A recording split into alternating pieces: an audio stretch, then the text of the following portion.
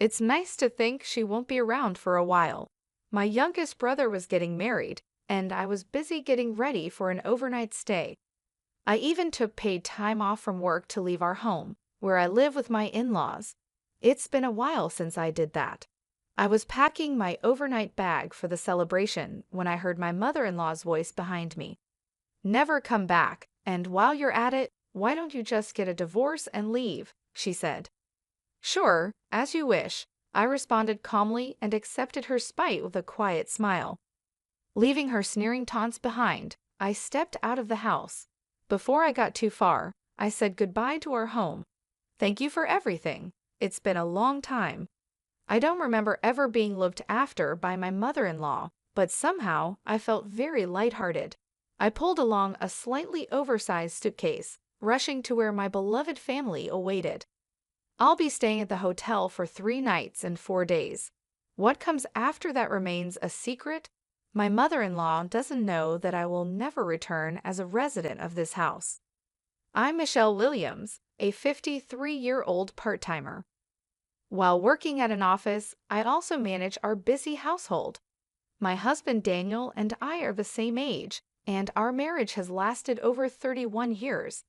It was an arranged meeting recommended by an acquaintance, but we're a couple who share similar values and get along well.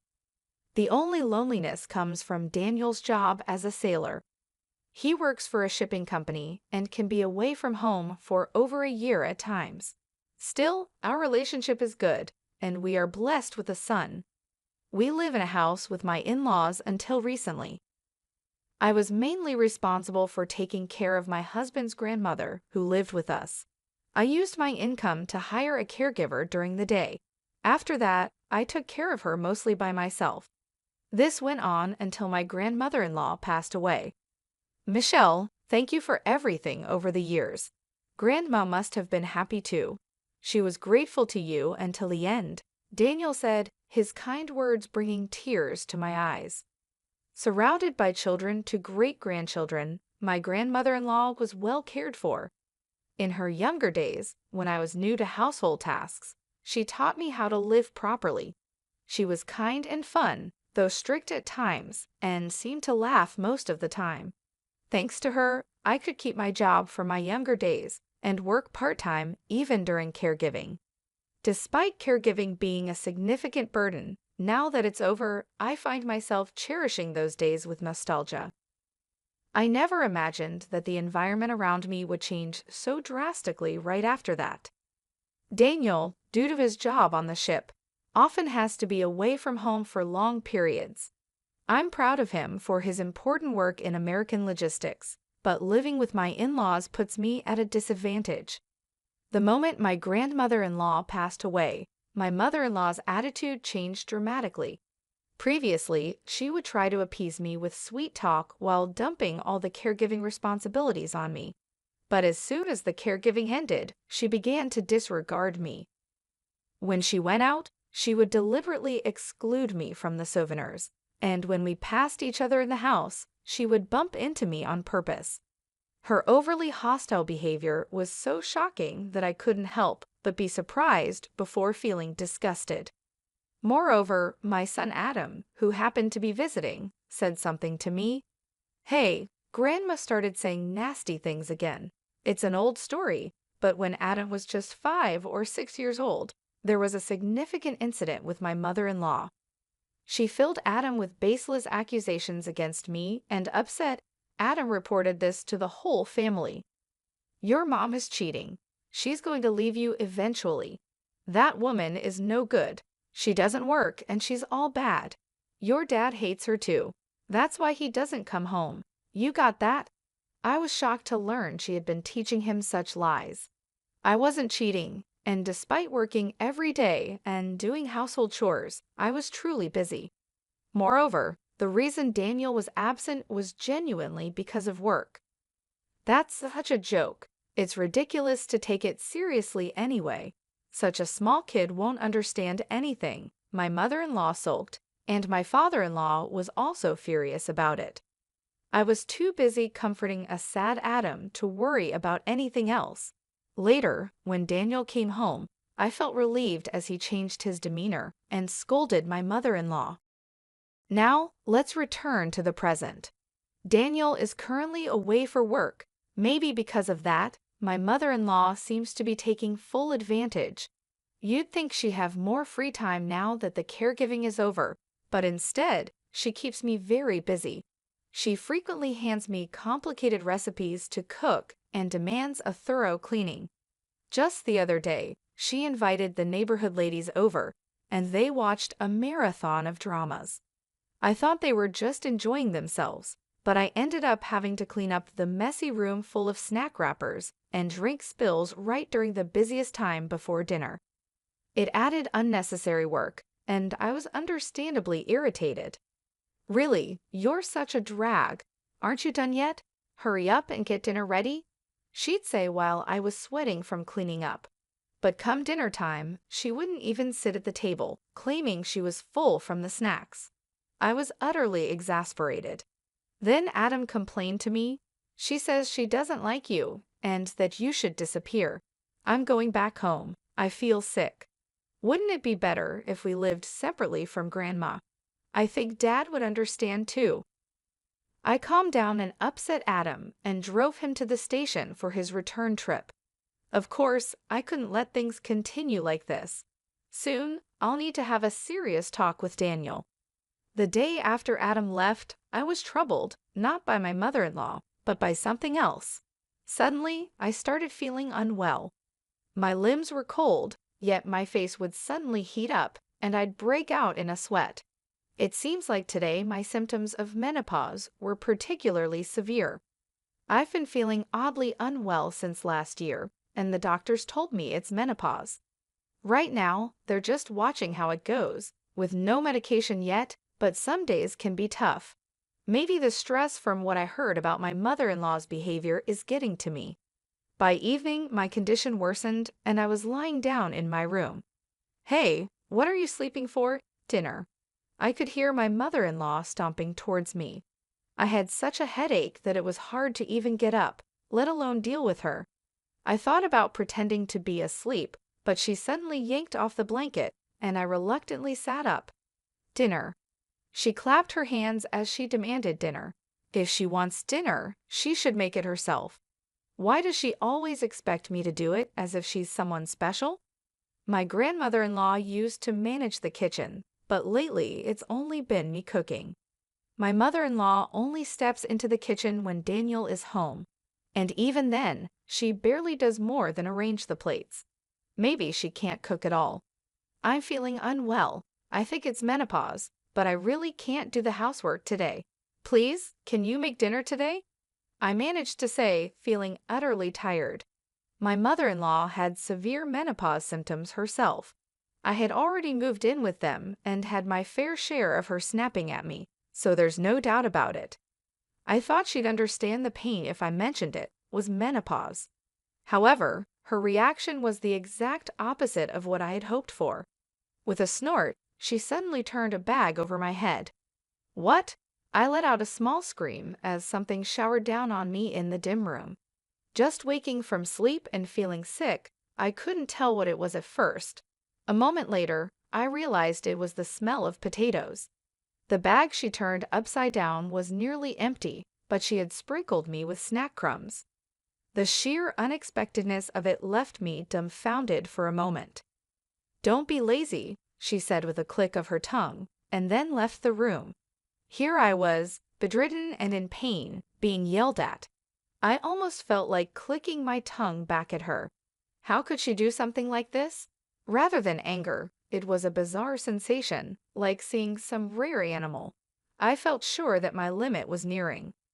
About half a year later, I had taken some paid leave from work and was preparing for a trip. It was for my younger brother's wedding. He had been living with his girlfriend for a few years, and they were finally tying the knot. Their home is in Michigan, and they wanted to have the wedding there. Since it's quite far from here, I booked a hotel for a 3-night, 4-day stay. I decided to take the trip and participate overnight. My younger brother offered to cover the hotel costs, but I declined. Since the date of the ceremony was set according to my schedule, I wanted to pay for it myself. It's a small ceremony with just the family, but it's a rare opportunity for all the relatives to gather, so I'm looking forward to it. Since nobody else would likely prepare meals in my absence, I decided to make a week's worth of meals in advance the night before leaving, while we were eating dinner. I told my in-laws about the meals I prepared and stored in the fridge. My father-in-law thanked me, but as usual, my mother-in-law seemed displeased with everything about me. "Why are you even going to your brother's wedding? It's just a remarriage, isn't it? Probably nothing good," she said with a frown, and my father-in-law glared at her. "Actually, both my brother and his partner are marrying for the first time," I replied. My mother-in-law burst out laughing with a rude expression. "First marriage at 41? There must be something seriously wrong with him to be single that long. Your brother's at a good age, yet he's having a flashy wedding. Shameless." She seemed to be confusing him with another brother, or had completely forgotten about my family's structure. In fact, I have 3 brothers. The youngest brother and I have a 15-year age gap, so he's still quite young. "No, it's my youngest brother who's getting married. He's in his early 33s, and his partner is in her 24s, I explained, shrugging. My mother-in-law raised her eyebrows, offended by the correction, but soon twisted her face into a sneer again. "How creepy. His partner is 24. That's like a parent and child," she said. I was astonished at her refusal to listen. This time, even my father-in-law seemed to realize the mistake, clearing his throat. I swallowed a sigh as I responded, "It's not 24, she's in her 24s. They're only 5 or 6 years apart. Doesn't that sound normal to you? I talked to her over video call the other day, and she seemed like a very sensible young lady." I ended the conversation with my in-laws and started preparing to leave. At the venue, I should see Adam and my parents as well. I packed a beautiful outfit for the ceremony into my suitcase and meticulously checked for anything I might have forgotten. From the living room, I could hear my mother-in-law loudly talking to my father-in-law. It will be refreshing to have her gone for a while. I felt the malice in her words on my back as I bit my lip. Getting angry now could provoke her to tamper with my carefully packed belongings. Better to endure until I leave the house the next morning. I pulled my slightly large suitcase and headed to the front door. "Never come back, and while you're at it, why don't you just get a divorce and leave?" Her words momentarily stopped me. As I began walking towards the entrance again, I answered cheerfully, "Yes, as you wish." My voice was calmer than I expected. Maybe I'm more relieved by this situation than I realized. I had reached my limit of endurance long ago. Actually, I had been in touch with Daniel beforehand, steadily preparing for this day. "Just stop with the nonsense and really do it soon," my mother-in-law scoffed, munching on snacks and laughing early in the morning. It's surprising how much she can eat just after waking up.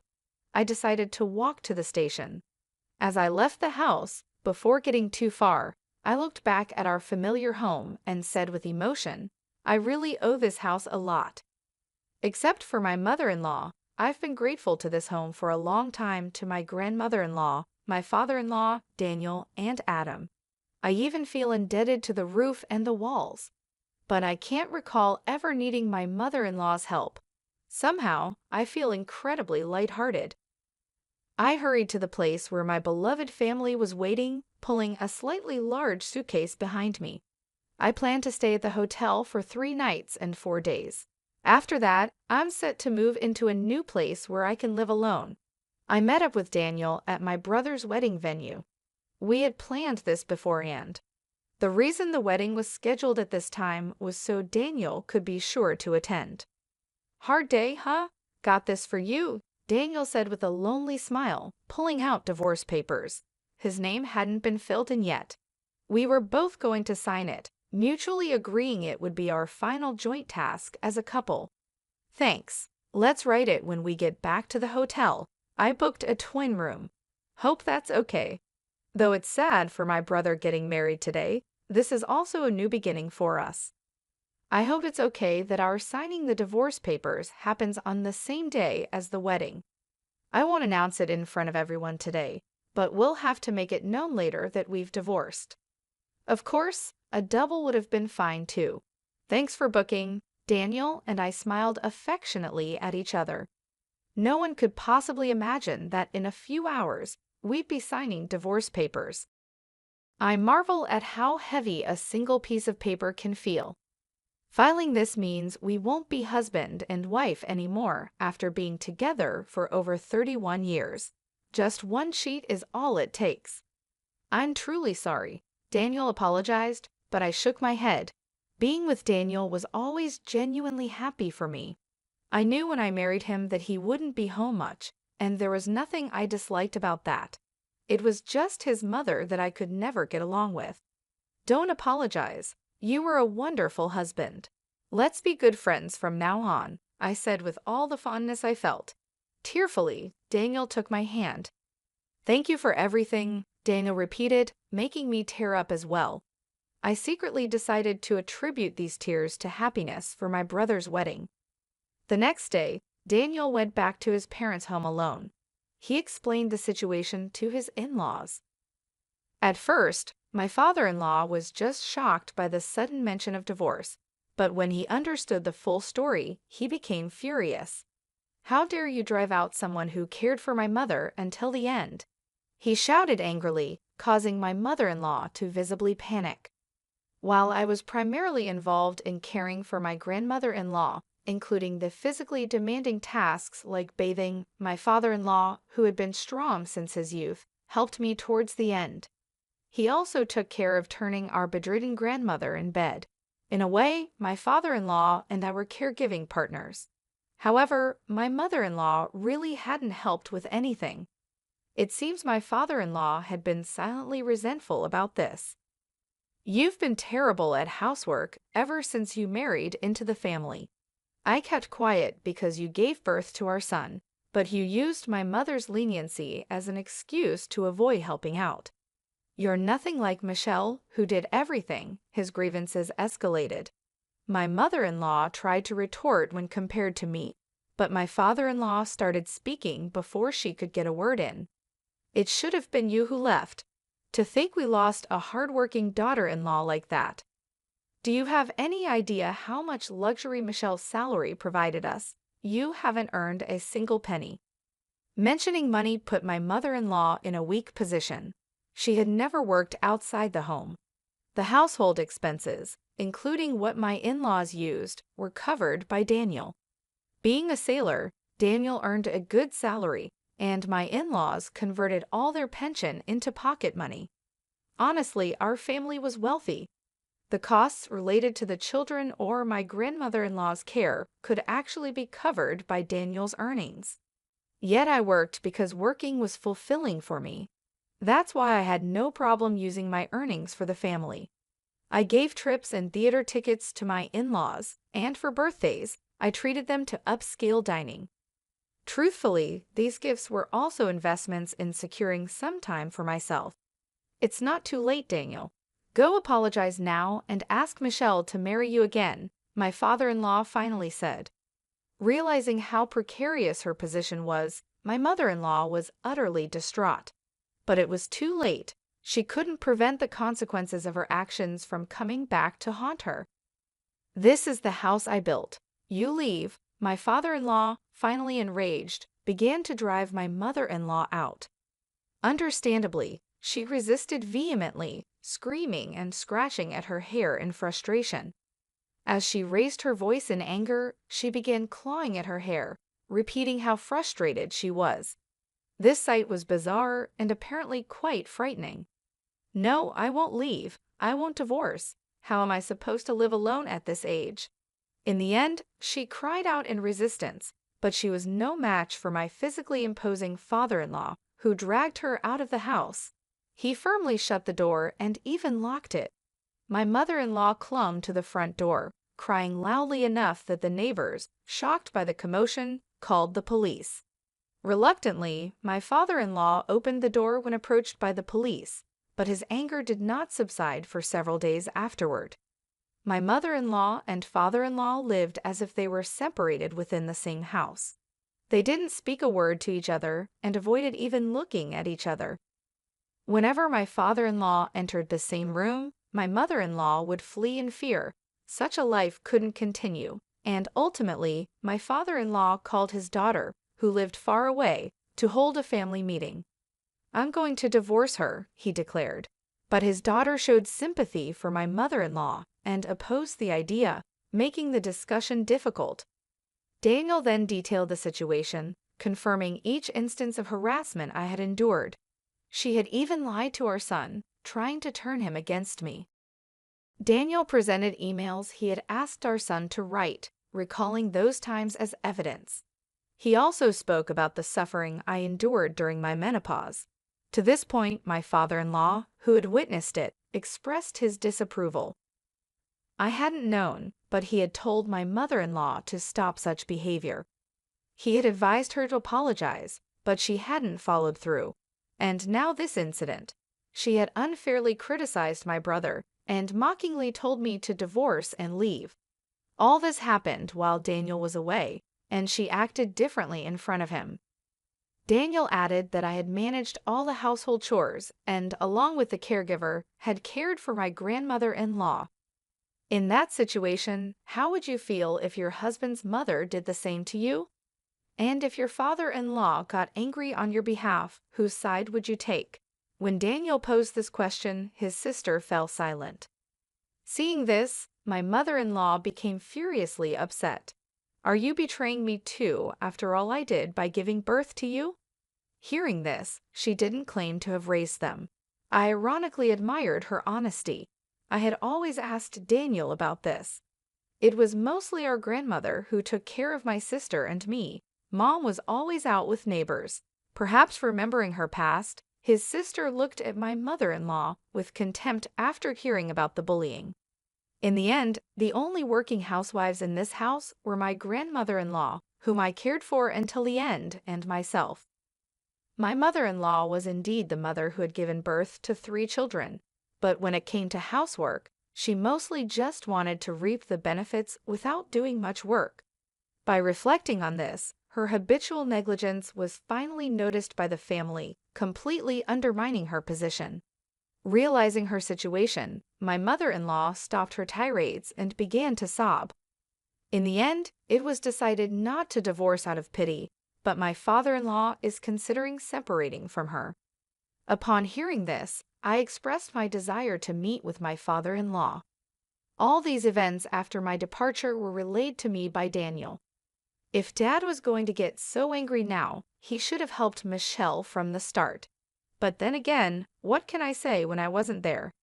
Daniel sighed despondently, sipping his hot coffee. We were in our favorite cafe, a place we had liked since our younger days.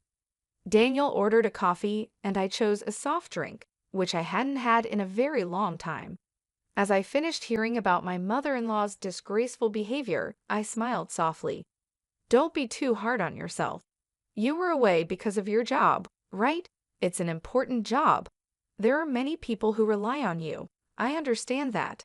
My words of encouragement weren't false. Daniel's job is admirable, being a sailor supporting people's lives by working in maritime shipping, sometimes away for years at a time. I think that's incredible. That's why I've been putting up with it, but I'm sorry for this time. I still like and respect you, but I just couldn't bear being family with your parents anymore. I finally managed to say the words that had been stuck in my chest for so long. Daniel looked a bit sad, but nodded in understanding. He didn't blindly side with his parents just because they were his family. He understood the situation fairly, which made me incredibly happy. I couldn't help but smile broadly, and Daniel looked at me as if dazzled. I only heard about what Daniel was feeling at that moment much later. He said he thought, "Oh, she's beautiful." Your smile was more radiant than ever before. To me at that moment, Daniel also seemed sweeter than ever before. Now, back to the story. The day after I met Daniel at the cafe, I met with his father with Daniel's cooperation. It was time for the final act of my revenge. When Daniel's father arrived at the cafe, He was dressed a bit more stylishly than usual since he was going out. After some small talk about the weather, I quickly brought up the main topic. I heard from Daniel that you're considering separating from your wife. It's fine while you're still healthy, but it'll be tough on your own later, right? Especially after all the commotion. If you really do decide to separate, I'm willing to help with caring for you in your later years. His father clearly looked pleased by this. Daniel's sister lived far away, and his son Daniel could be away for long periods at sea. He had never been one to do much around the house like cooking, cleaning, or laundry. He would surely appreciate my help, having taken care of his mother until the end. Of course, I'll separate from her. No, wait, maybe it's better to divorce, he said, furrowing his brow and crossing his arms. I was hoping that my almost certainly ousted mother-in-law would go from almost to definitely ousted, but it seemed the situation was developing even more unfavorably for her. If I suddenly dropped dead, she'd probably make a big fuss, wouldn't she? Better to divorce her properly before that. That's definitely better, he continued. Daniel looked as if he wanted to say, "Here we go again," as his father began speaking more decisively. His father has a tendency to act swiftly once he's made up his mind. Sometimes he even goes a bit too far, but that's just his nature. Knowing this, I felt a sense of satisfaction as the situation unfolded. I nodded in agreement with a grin. You really do think things through. I'm impressed by your foresight, I said, knowing how to handle him after living with him for so many years. Pushing him a little like this would likely lead him to actually do it. Daniel chuckled, sensing my intentions, but chose not to stop me. He was probably more angered by my mother-in-law's behavior than I was. His father, energized, stood up to go get the divorce papers right then. Out of kindness, I decided to introduce the lawyer Daniel, and I consulted for our divorce to help my father-in-law. From that day on, my father-in-law began actively pursuing the divorce. It was clear that my mother-in-law was destined for a lonely life. 2 weeks later, I returned to what was once my familiar home, now just my former in-laws' house, to collect the belongings I hadn't been able to take with me before. I had taken all the valuables, but it was impossible to take everything: clothes, books, photos filled with memories, drawings by my son when he was little, and bedding and furniture I bought with my own salary. Over the years, I had accumulated many personal items in that house. This visit turned out to be the last time I would see my mother-in-law. By then, her divorce had been decided, and she was visibly panicking. As I went to collect my belongings, she began to kneel before me, her face pale as she started apologizing. "Michelle, please forgive me. I beg you, it was all just a joke. Please come back and convince your husband." I completely ignored her and continued packing. After continuing to grovel, my mother-in-law stood up abruptly. It seemed she was upset at being ignored. She began to hurl vile insults at me again, reverting to her old ways. "This woman, how dare you when I'm being so humble? You've been nothing but trouble since you married into this family. Just leave and die alone miserably," she shouted, adding more simpler yet unrepeatable insults. I continued to ignore her and packed the items into a cardboard box. Suddenly, she screamed and lunged at the box. Taken aback, I dodged, and she ended up overturning the box that contained neatly folded clothes. The clothes were scattered all over the floor. She then began stomping on and kicking the clothes like throwing a tantrum. "Enough already," Daniel shouted and glared at her, standing tall. His mother, usually hearing only compliance from her obedient son, froze as if it were the end of the world. I held back Daniel with one hand and turned an emotionless face towards my mother-in-law. "I am no longer your daughter-in-law. You are no longer my mother-in-law. Our relationship is completely over. Thank you for nothing. I was helped by your mother and father-in-law and your husband." I swiftly stepped around the scattered clothes without bothering to fold them again. I just stuffed them into the box and lifted it up. "Don't touch my things, stranger. Goodbye." I tossed those final words at the disheveled mother-in-law and quickly left the room. I had no desire to share space with that woman any longer. I called Daniel to take care of the rest of the belongings. I got into the car driven by my brother and waited as he prepared to leave. I could still hear my mother-in-law shrieking from inside the house, but listening to her was a waste of time. After we left, I heard she continued to beat her own head and wailed terribly. As far as I was concerned, there was never a chance for reconciliation, but it seemed she deeply regretted cutting off her last hope. But her regrets were too late to matter to anyone. About a month later, my mother-in-law was finally evicted from the house and began living alone in a modest place. Daniel occasionally visits his mother to check on her well-being, as does his sister.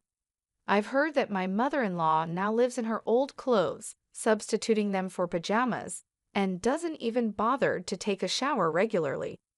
Apart from shopping, she hardly goes outside, spending her days eating fast food and budget snacks while lamenting her impoverished life. Apparently, she did split some assets with my father-in-law during the divorce, but sadly, it wasn't a significant amount, and she's living with financial insecurity in her old age. I don't know about my sister, but I'm not giving her any support. That's obvious, right? Daniel told me this with a shrug. As a well-paid sailor, Daniel was always a source of pride for his mother. She never expected to be completely cut off by her own son. All this was because she constantly disregarded me, the wife her son chose. And yet, the irony is that she herself had said, "Never come back, and just get a divorce and leave." Now she's the one who can't ever come back. It's exactly like the saying, "Curses return upon the heads of those that curse." She should have been prepared to face her own misfortunes if she wished ill on others. 5 years after the divorce, I'm enjoying a peaceful life alone with my cat in an apartment about a 25-minute drive from what used to be my in-laws' home. I found this place after looking for somewhere convenient for commuting to work. The rental is pet-friendly and welcomes animals. It's a lovely place with good sunlight. I still visit my former father-in-law's home once a week to cook him various dishes. Our relationship has improved since the divorce. My sister-in-law, who lives far away, can hardly look me in the eye, given how much I still help out. Daniel and I still keep in touch. In fact, when he returns from his long sea voyages, we make sure to go on dates. It's almost like we're courting each other anew. We go to movies, visit museums, and despite being somewhat new at this, our relationship feels fresh and exciting. We spend hours on the phone and exchange messages, finding it surprisingly enjoyable. Adam, who visits us on his days off, jokes about our fake divorce, saying, "You two just went back to being lovers, didn't you?" But the truth is, Daniel and I never were lovers before. Our marriage was arranged, and we never really had a period of romance. So now, it's like I'm building a romantic relationship with him for the first time. We even have a secret pact.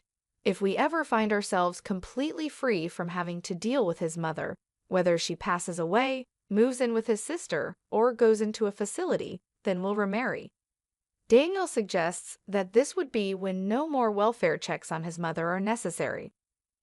Discussions about whether his sister and her husband will start living with her or place her in a facility have already begun. Our reunion might not be so far off after all. After more than 31 years together and now nearing our 55s, it feels somewhat embarrassing to talk about this, but I'm thrilled at the prospect of experiencing true love with Daniel, whom I've always cared for deeply.